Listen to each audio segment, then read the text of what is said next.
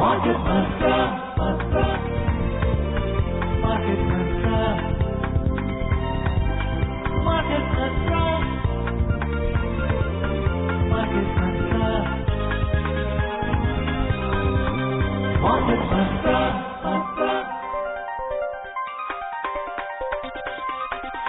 Market Mantra. Namaskar and welcome to this Monday edition of Market Mantra, the program in which we give you a complete update on the economic news of the day. And today we will also be taking calls from you friends on any queries that you may have on the economic, business and stock market news.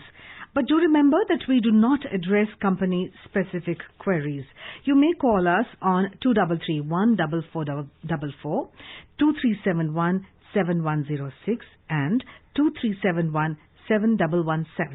Well, I am Lalema Aneja Dang and with me is my co-anchor in Hindi, Vishal Sharma. नमस्कार, market मंत्र में आप सभी का स्वागत है। आधे घंटे के इस कार्यक्रम में हम आप तक पहुंचाएंगे ताजा आर्थिक समाचार। प्रत्येक सोमवार की तरह आपके सवाल भी आज हम कार्यक्रम में शामिल करेंगे। आर्थिक, व्यापारिक और शेयर बाजार से जुड़े किसी भी विषय पर आप सवाल पूछ सकते हैं। बस यहाँ आपको इतना बता दें कि कार्यक्रम में हम किसी विशेष कंपनी या स्टॉक के बारे में आपको जानकारी नहीं दे पाएंगे। लालिमा ने अभी नंबर आपको बताए, मैं नंबरों को दोबारा दोहराए देते हैं। 23314444, 23717106 और तीसरा नंबर है 23717117।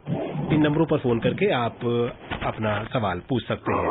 प्रमुख खबरों पर चर्चा और सवालों के जवाब देने के लिए आज हमारे साथ ऑनलाइन मौजूद हैं आर्थिक विशेषज्ञ यामिनी अग्रवाल। यामिनी, नमस्कार, कार्यक्रम में आपका स्वागत। नमस्कार, धन्यवाद। सबसे पहले headlines. Thank you, Vishal. Yes, the headlines. Equity benchmark six-session rally comes to a halt amid profit booking and negative global cues. The output of 8 core infrastructure sectors contracts for the 5th consecutive month in July this year. And crude prices rise to 5-month highs, underpinned by a 30% cut in Abu Dhabi crude supplies. कमजोर वैश्विक संकेतों और बिकवाली के बीच प्रमुख share बाजारों में पिछले 6 कारोबारी सत्र से जारी तेजी थमी। 8 प्रमुख बुनियादी उद्योगों के उत्पादन में इस वर्ष जुलाई में लगातार 5वें महीने गिरावट दर्ज की गई और कच्चे तेल के दाम 5 महीने के उच्चतम स्तर पर पहुंचे।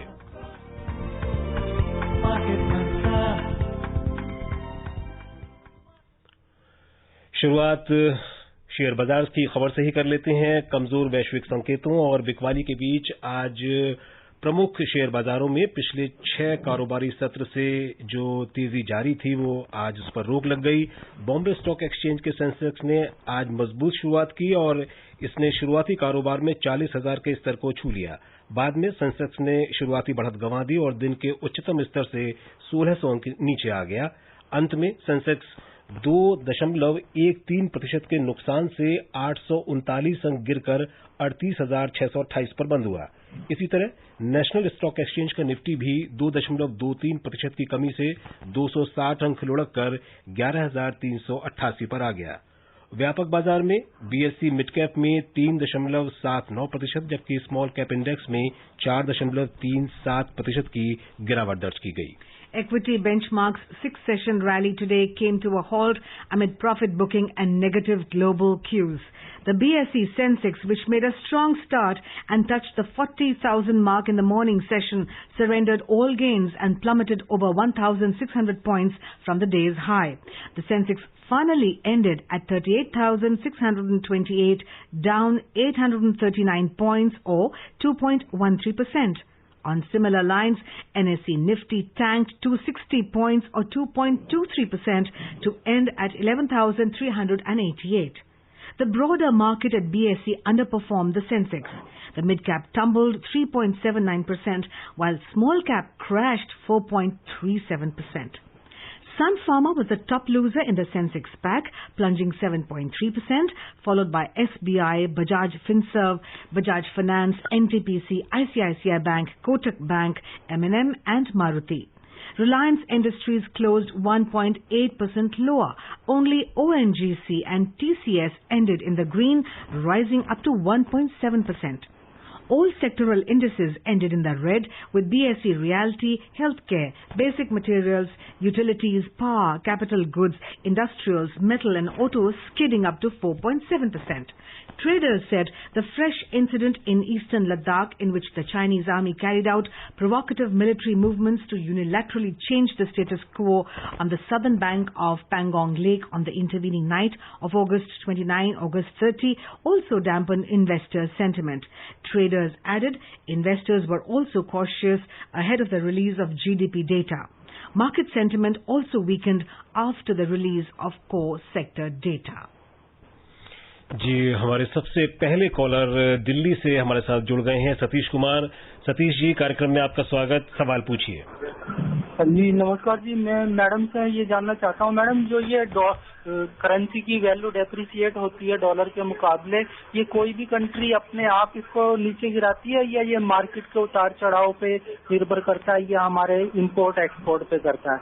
मैडम एक सवाल और भी है कि जैसे यूएस के अंदर जो मदर फादर है ना, वो आज भी अपने बच्चों को ना पॉकेट मनी के लिए डाइम, निकल, क्वार्टर ये सब देते हैं, यानी 10 पैसे, 4 आने और 5 पैसे।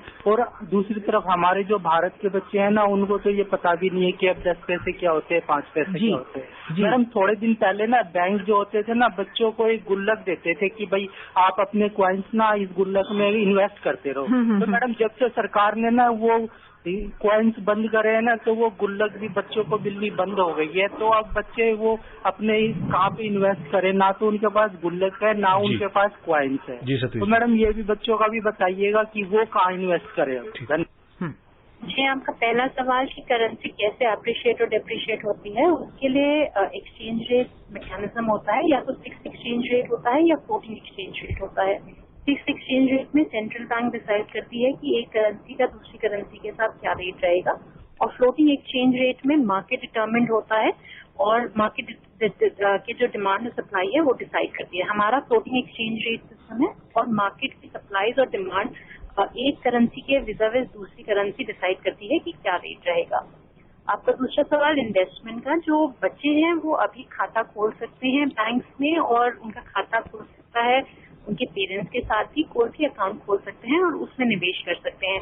अगर लड़की है तो सुकन्या समृद्धि योजना जैसी योजनाओं में भी निवेश किया जा सकता है उनके लिए। Yes, that's right, Dr. Yamini. I think Gullak has been replaced by a better version and more formalized version of keeping money in the bank by opening an account, right? Yes. All right. We are now joined by Animesh from Noida. Ji Animesh, सवाल पूछिए। हाँ madam, ये sovereign gold bond scheme अभी government ने निकाली है, तो इसमें छोटे निवेशकों के लिए इसमें कैसा रहेगा इन्वेस्ट करना, और इसके फायदे और नुकसान के बारे में जरा नॉलेज देने की कृपा करें। Thank you. ये बॉन्ड्स जो होते हैं जब गवर्नमेंट्स निकालती हैं तो वो ज्यादा सिक्योर होते हैं, और कोई भी सिक्योरिटी जब गवर्नमेंट्स निकालती हैं वो सबसे ज्यादा रिस्क फ्री मानी जाती है, और उनका रेट भी मार्केट रेट से के क्लोज होता है, तो उन पे निवेश करना ज्यादातर सिक्योर माना जाता है। पर क्योंकि लॉक इन पीरियड्स होते हैं और कंडीशंस होती हैं, तो उसकी वजह से काफी लोग इन्वेस्ट कम कर पाते हैं, और लॉक इन पीरियड्स की वजह से उन्हें कभी कभार इन्वेस्ट नहीं करना पसंद करते। पर अगर उनमें लॉक इन पीरियड्स नहीं है तो वो एक अच्छा निवेश का जरिया है। And now we are joined by SPS Jain from Greater Noida. जी सवाल पूछिए। हाँ नमस्कार जी। नमस्कार। आज का जो मार्केट गिरा है उसके प्रमुख इवेंट्स जिम्मेवार कौन से हैं? क्या ये चाइनीज बॉर्डर पर कुछ प्रॉब्लम हुई है, या जो 5 या 6 दिन से मार्केट बढ़ रहा था तो ये नेचुरल फॉल होना था, या कोई एक्सटर्नल फैक्टर? जी 3 प्रमुख कारण माने जा रहे हैं। एक तो इंडिया चाइना के जियोपॉलिटिकल टेंशन जैसे आपने कहा, दूसरा जो जीडीपी के नंबर्स आने हैं वो बहुत ज्यादा इनकरेजिंग नहीं है। अगर आप न्यूज़पेपर भी उठा के देखें तो उसमें भी जो जीडीपी की ग्रोथ रेट के बारे में बात की गई है बाकी देशों की और हमारे देश की भी, उसमें बहुत अच्छा प्रदर्शन नहीं है। और तीसरा कि प्रॉफिट बुकिंग भी रही है जिसके तहत आपके ओवरऑल मार्केट में जो है प्रॉफिट्स को बुक किया गया है। जी, और अब दिल्ली से हमारे साथ जुड़ गए हैं देवेश फोन लाइन पर। हेलो देवेश जी, गुड इवनिंग सर। जी गुड इवनिंग, क्या सवाल है आपका? सर अगर जैसे मैं फर्स्ट टाइम मतलब इन्वेस्ट करना चाहता हूँ जो शेयर मार्केट में, मुझे वैसे नॉलेज नहीं है कुछ भी जी, तो उसमें अगर 5,000 के आसपास अगर इन्वेस्ट करना चाहते हैं तो कैसे इन्वेस्ट करना चाहिए सर, उसके बारे में थोड़ा बताएं। जी, इक्विटी मार्केट्स में आप निवेश स्टॉक्स को देख करके भी कर सकते हैं, और एक जो साधारण इन्वेस्टर के लिए फायदेमंद होता है वो म्यूचुअल फंड्स में है, SIPs के थ्रू, सिस्टमैटिक इन्वेस्टमेंट प्लान जिन्हें कहते हैं, जिसमें बहुत छोटी इकाई जो 500 रुपए से लेकर के ज्यादा बढ़ सकती है और हर महीने दी जा सकती है, उधर से आप शुरू कर सकते हैं। म्यूचुअल फंड्स में डेट फंड्स आते हैं और इक्विटी फंड्स आते हैं। डेट फंड सिक्योर फंड्स माने जाते हैं, वहां पे निवेश करना शुरू करना बेहतर माना जाता है इक्विटी फंड से। All right, now we're joined by Keshav from Mumbai. जी, बेहतर माना जाता है इक्विटी फंड से। All right, now we're joined by hello Keshav, सवाल पूछिए। या good evening madam. Good evening. ये 2 महीने से जो दो महीने से जो मार्केट बढ़ा है, तो आगे कुछ करेक्शन और आने की कुछ संभावना है? और जी, आज कुछ स्टॉक्स करेक्ट हुए हैं और माना जा रहा है कि उनमें काफी तेजी आ गई थी, इसलिए वो करेक्शन हुई है। पर GDP डेटा ज्यादा बताएगा कि मार्केट्स कितनी करेक्शन ऑफर करती हैं। जैसे मैंने पहले भी कहा कि प्रॉफिट बुकिंग रहेगी, क्योंकि वॉलेटिलिटी रहेगी। जहां पे भी न्यूज आएगी मैक्रो इकोनॉमिक डेटा के ऊपर या RBI के स्टैंड के ऊपर कि वो आगे क्या कदम उठाती है इंटरेस्ट रेट्स को लेकर के, तो आप उसमें उस टाइम पे आप कुछ करेक्शंस देखेंगे। पर ओवरऑल मार्केट्स में एक पॉजिटिव आउटलुक है और मार्केट्स जो है रिकवर कर रही हैं। आज भी जैसे स्तर पे देखा 40,000 तक पहुंच गई थी, तो एक अच्छा स्तर माना जा रहा है। फरीदाबाद से पंकज हैं ऑनलाइन पर। हेलो। नमस्कार सर। जी सर, मेरे 2-3 क्वेश्चन है छोटे छोटे। मैं स्टूडेंट हूँ और मैं ये जानना चाहता हूँ कि जैसे ये मार्केट डिमांड और सप्लाई पे होती है, एक बंदा जो ट्रेडर होते हैं वो खरीदते हैं और एक बेचते हैं, तो किसी को क्या फायदा होता है और किसी को नुकसान होता है, ऐसा मार्केट का ट्रेंड रहता है। दूसरा मेरा क्वेश्चन है कि जो म्यूचुअल फंड में अभी टैक्सेशन का कुछ सरकार ने लाया कि आपका 1 लाख रुपए से अगर ज्यादा आपको प्रॉफिट होगा, उसके बारे में बताइए। जी, आपका पहला सवाल, जब भी कोई बायर या सेलर बेचता है तो वो अपने मुनाफे या नुकसान को देख करके बेचता है। तो किसी को मुनाफा होता है और किसी को नुकसान होता है। कभी कभार दोनों को ही मुनाफा होता है, क्योंकि वो एक अपने जिस रेट पे उन्होंने खरीदा या बेचा होता है उससे हायर पे बेच रहे होते हैं, और कभी कभार दोनों को भी नुकसान हो सकता है अगर वो उस रेट से कम पे बेचे। जहाँ तक म्यूचुअल फंड की टैक्सेशन की बात है, आपके डिविडेंड्स टैक्सेबल हैं अब in the hands of the investors. तो हो सकता है आप उसकी बात कर रहे हो, वो आपको देखना होगा कि इनकम टैक्स में कहाँ पे टैक्स लगता है। And now we are joined by Amit from Delhi. Yes, Amit. जी नमस्कार मैडम सभी को। जी नमस्कार। सवाल पूछिए। जी, मेरा सवाल ये है मैम कि जैसे कि हमने देखा है कि आए दिन सरकार जो प्राकृतिक संसाधन से थर्मल पावर, हाइड्रो पावर या रिन्यूएबल एनर्जी, इन तीनों में से कौन से सेक्टर बेहतर हो सकता है निवेश के नजरिए से? और दूसरा सवाल मेरा ये मैम कि जो जून क्वार्टर के नंबर आए हैं लगभग सारे कंपनियों के, तो ये आपको नहीं लगता कि इन्होंने सरप्राइज किया? और अगले सितंबर क्वार्टर एंड में क्या आप देखते हैं नजरिया आपका? Thank you ma'am. ये देखिए, आगे आने वाले स्तर में जो माना जा रहा है क्वार्टर में गिरावट ही रहेगी, क्योंकि GDP ग्रोथ रेट काफी गिर रहे हैं और अर्निंग्स बहुत इंक्रीज नहीं कर पा रही हैं। कुछ सेक्टर्स जैसे FMCG हैं वो कंटिन्यू अपनी सेल्स के साथ अब कर पाएंगे। ऑटो ने भी पिकअप किया है। फाइनेंशियल सेक्टर में भी अगर आप देखें तो उन्होंने प्रॉफिट थोड़े रिपोर्ट अच्छे किए हैं, तो उनमें आप कुछ बढ़त देख सकते हैं। बट ओवरऑल इकोनॉमी में जो है बहुत ज्यादा स्ट्रेंथ नहीं होगी सेल्स के प्रति।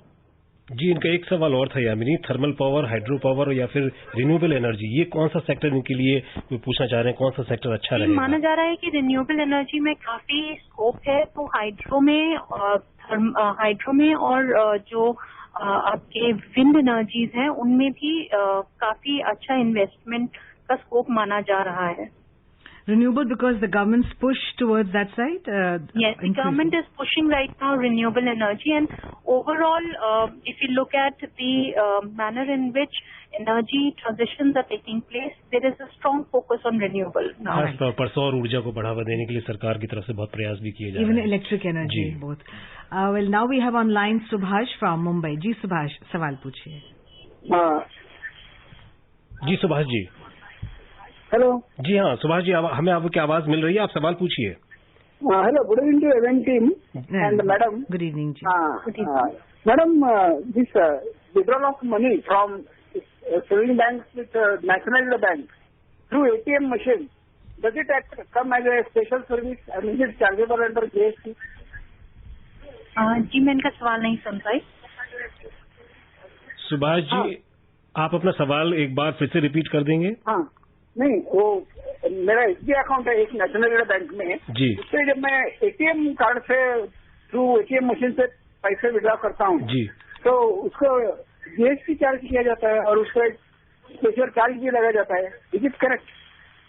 जी, इनको चार्जेस लगते हैं ATM पे?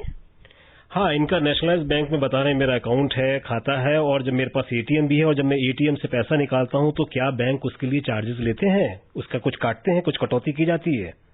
जी, ATM के कार्ड के आपके चार्जेस लगते हैं, बट ATM के चार्जेस नहीं होते अभी, जहाँ तक मेरी जानकारी है. जी, जहाँ तक 3 बार आपसे ATM से निकासी जो है कार्ड के जरिए वो निःशुल्क है, लेकिन उसके बाद बैंक जो है कुछ न कुछ उसके बारे में अधिभार या शुल्क लेते हैं. Yes, and और what is the status of rupee? जी हाँ, रुपए का आज प्रदर्शन कैसा रहा, बताएं आप लालिमा. Well, the rupee today paired its early gains and settled 21 paise weaker at 73 rupees and 60 paise against the US dollar, tracking negative domestic equities and a rebound in the American currency.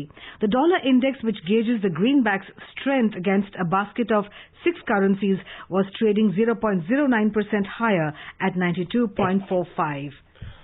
और अब बात कर लेते हैं एशियाई बाजारों की. तो एशियाई शेयर बाजारों में आज बिकवाली हावी रही और सूचकांक शुरुआती बढ़त गंवाकर गिरावट के साथ बंद हुए.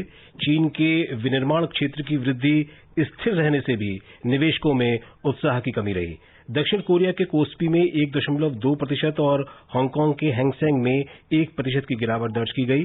सिंगापुर का स्टेट्स टाइम्स इंडेक्स 0.3% गिरा और चीन का शंघाई कंपोजिट इंडेक्स 0.2% नीचे आ गया. हालांकि जापान का निकेई 1.1% की बढ़त में रहा. यूरोपीय बाजारों में भी आज कारोबार मिला जुला रहा. लंदन का FTSE 100 0.6% गिरावट में रहा, जबकि फ्रांस के कैक में 0.5% और जर्मनी के डेक्स में 0.3% की बढ़त देखी गई. और अब हमारे साथ लाइन पर हैं किशन राय, ये हैं गुरुग्राम से. जी किशन जी, सवाल. नमस्कार सर. नमस्कार.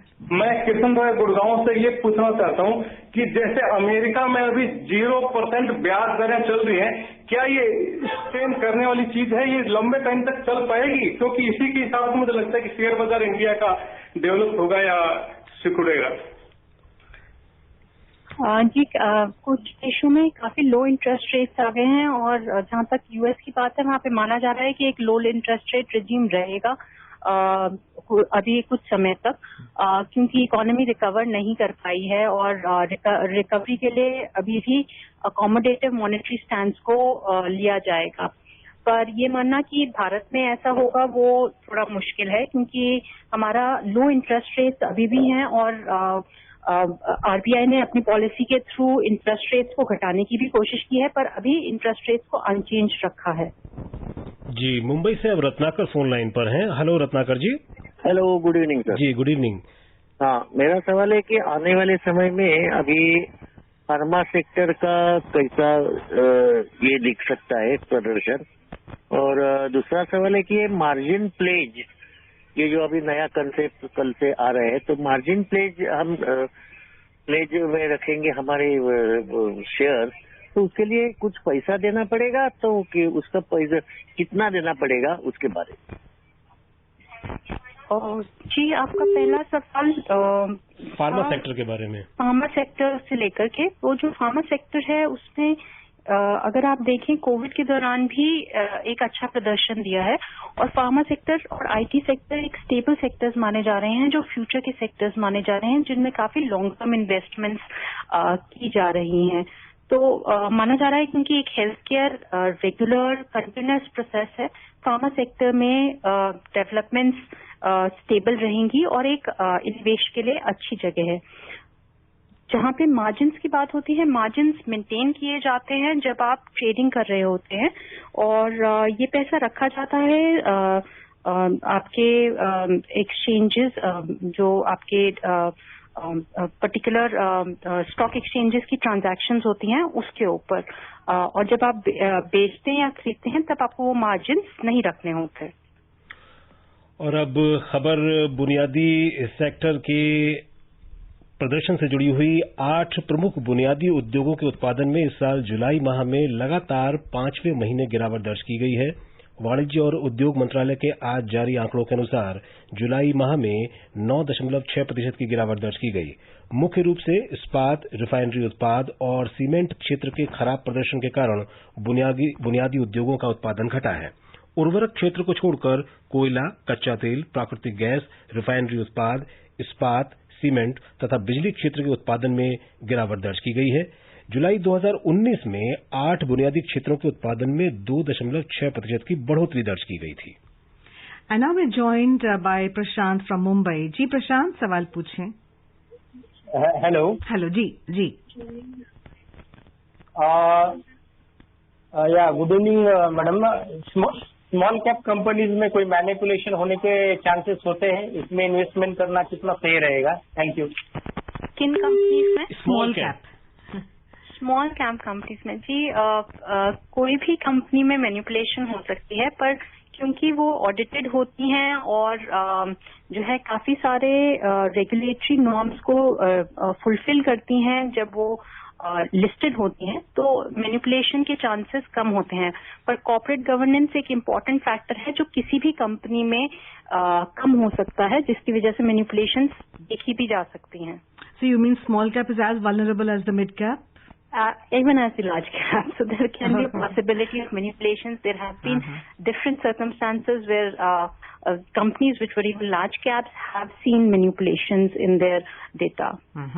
All right, we talked about now. Let's talk about GDP. Well, the economy of the country contracted by 23.9% in the April-June quarter of this fiscal amid the COVID-19 crisis. According to data released by the National Statistical Office, NSO, the gross domestic product, GDP, had expanded by 5.2% in the corresponding April to June period of 2019-2020. The nationwide lockdown had been imposed on the 25th of March to curb the spread of coronavirus infection. The centre began easing the lockdown for economic activities from 20th April onwards. And now we have online from Pune, Venkataraman is there. Yes, Venkataraman. Please ask your question. Good evening sir. Good evening sir. एक सवाल है मेरा जी।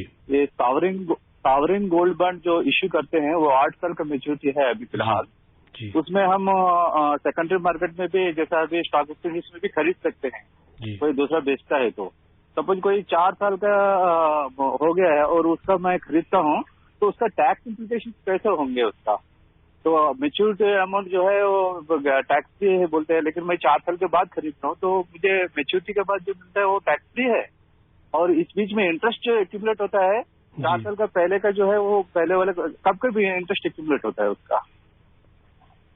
जी, आपके particular issue के हिसाब से वो interest accumulate होगा और जो भी आपका इंटरेस्ट आपको पेबल होगा उसके ऊपर पेमेंट टैक्स आपको पे करना होगा अपनी इनकम में ऐड करने के बाद जिस स्लैब में आप बैठेंगे। और जो भी कैपिटल गेन्स होगा वो उस पर डिपेंड करेगा कि आपने किस प्राइस पे खरीदा था और आपको क्या मेच्योरिटी अमाउंट मिला था, उसके डिफरेंस पे आपको अपना कैपिटल गेन पे करना होगा। अगर लॉन्ग टर्म है तो लॉन्ग टर्म, शॉर्ट टर्म है तो शॉर्ट टर्म। अगर आप मेच्योरिटी तक नहीं रुकते उससे पहले बेच देते हैं तो जिस डिफरेंस होगा जो आपकी बाइंग एंड सेलिंग प्राइस में उस पर आपको पे करना होगा। और इस पूरे सॉवरेन गोल्ड बॉन्ड पर हर वर्ष 2.5% का ब्याज भी दिया जाता है और 8 साल का तो लॉक इन पीरियड है ही। यहाँ यामिनी आपसे जानना चाहेंगे कि सॉवरेन गोल्ड बॉन्ड बेहतर है या गोल्ड ETF फंड में निवेश करना बेहतर है, क्योंकि वहां पे आपके पास एक लॉक इन का एक बाध्यता नहीं होती है?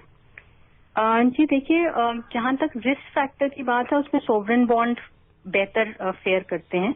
और लेकिन जहाँ पे लिक्विडिटी की बात है वहाँ पे ETF ज्यादा बेटर फेयर करते हैं। अगर कुछ लोग बहुत ज्यादा सिक्योर्ड इन्वेस्टमेंट करना चाहते हैं तो सोवरेन बॉन्ड्स की वैल्यू ज्यादा मानी जाती है। और बात सोने की हो रही है तो आज सोने का प्रदर्शन दिल्ली सराफा बाजार में कैसा रहा उस पर भी नजर डाल लेते हैं। दिल्ली सराफा बाजार में आज सोना 161 रुपए महंगा होकर 52,638 रुपए प्रति 10 ग्राम पर रहा। चांदी भी 800 रुपए मजबूत होकर 68,095 रुपए प्रति किलोग्राम के स्तर पर पहुंच गई। अंतर्राष्ट्रीय बाजार में सोने का मूल्य $1,960 प्रति औंस जबकि चांदी $27.80 प्रति औंस पर रही। And now we have Kamal online. He is calling us from Lucknow. Hello. जी कमल सवाल पूछिए। Good evening ma'am. Good evening जी। मुझे जानना था कि जो इंट्राडे ट्रेडिंग करते हैं उसके लिए कितना इनकम टैक्स लगता है और उसके लिए कौन सा फॉर्म भरना पड़ता है, कृपया बताइएगा। जी, एक तो आपको STT देना होता है, सिक्योरिटीज ट्रांजैक्शन टैक्स, और इंट्राडे का मतलब है आप उसी दिन खरीद करके बेचते हैं तो शॉर्ट टर्म गेन्स या लॉसेस होंगे आपको, और जो आपके ओवरऑल शॉर्ट टर्म गेन्स या लॉसेस होंगे उनको आप फिर अपनी इनकम में ऐड करेंगे और उसके ऊपर टैक्स पे करेंगे। And now let's take a look at the oil. Well, oil today rose with Brent touching the highest in 5 months, underpinned by a 30% cut in Abu Dhabi crude supplies and encouraging Chinese data. Crude prices gained even as global demand struggles to return to pre-COVID levels in a well-supplied market. In intraday trade, Brent crude prices were trading around $46.40 per barrel, while WTI crude prices were around $43.50 per barrel. Well, Dr. Yamini, often when we talk about oil, we are talking about in relation of what the situation was before and after COVID. We still haven't reached the consumption level of pre-COVID. Don't you think so? No, we haven't, because there are still the continued lockdowns that are there, and there have been extended lockdowns which have been indicated by different states. So we've not really reached, and also there is a fear among people with the full recovery. So we haven't reached the levels which we were there earlier. But then it is a slowly and a gradual process where there is an increase which we can see, as you can see on the traffic on the roads and other buying sprees which are going on. Right. Thank you. Ashok Kumar Modi नगर से हमारे साथ हैं। Hello जी अशोक जी, आप अपने radio का volume थोड़ा सा कम करें। अच्छा जी, हाँ ओके जी। हाँ हेलो जी, हाँ आप सवाल पूछिए आप। हाँ, मेरा सवाल ये है कि एक तो मुझे मीडिया और इसके स्टॉक्स के बारे में पूछना है, और दूसरा ये है कि आज से अगर वो कहा है ब्रोकर्स ने कि आज से अगर कोई नया रूल लागू हो गया है कि अगर आप बेचेंगे तो पहले आपको पैसे देने पड़ेंगे, जमा कराने पड़ेंगे। ठीक है, आप एक अपना रेडियो की वॉल्यूम कम कर दीजिए। बिल्कुल। इनका पहला सवाल किस स्टॉक्स के बारे में? मीडिया और एंटरटेनमेंट स्टॉक्स या कुछ इस तरीके की। जी, मीडिया सेक्टर अच्छा कर रहा है, पर उनमें कुछ स्पेसिफिक कंपनीज हैं जिनमें ग्रोथ ज्यादा नजर आ रही है और पोटेंशियल है, तो स्टॉक स्पेसिफिक सिलेक्शन ज्यादा बेहतर रहेगा।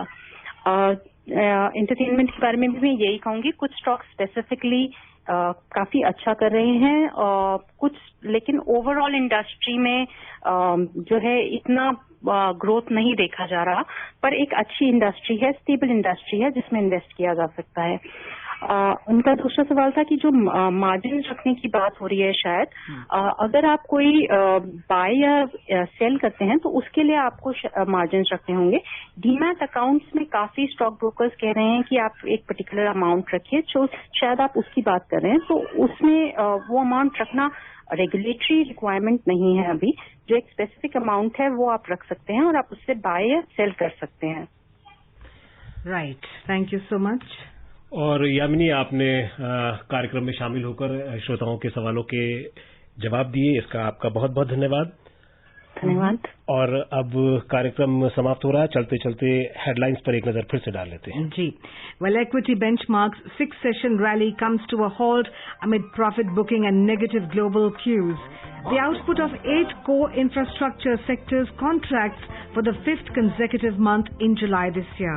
And crude prices rise to 5 months highs, underpinned by a 30% cut in Abu Dhabi crude supplies. Well, that's all we have for you in this edition of Market Mantra. This is Lalema Aneja Dang along with my co-anchor Vishal Sharma bidding adieu. Namaskar. Namaskar.